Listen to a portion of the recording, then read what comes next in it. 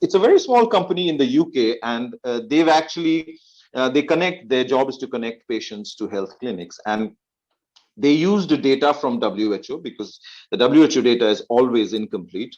They've also got the CIA Factbook, World Factbook, and the World Lung Association to create a list of the unhealthiest nations in the world. Now, if you see the color code on the top, you will notice from light green to dark brown. The light green to the dark green are the countries which have per million the number of people are healthier compared to the others.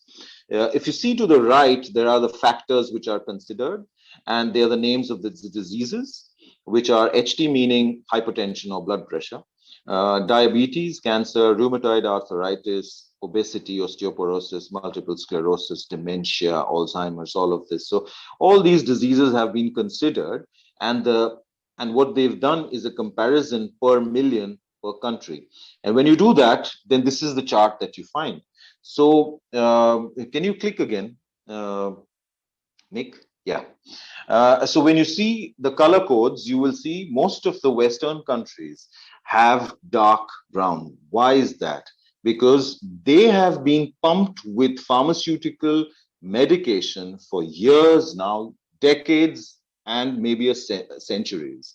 Whereas the third world or developing nations or the other countries haven't, or rather they don't take so much of pharmaceutical medication, or they have other alternatives. So Ayurveda, for example, or Siddha medicine, or Unani, or homeopathy, these are some of the other possibilities and traditional medicines which people follow across the world, and that's why they don't get into mainstream pharmaceutical medication, and that's why they are far healthier.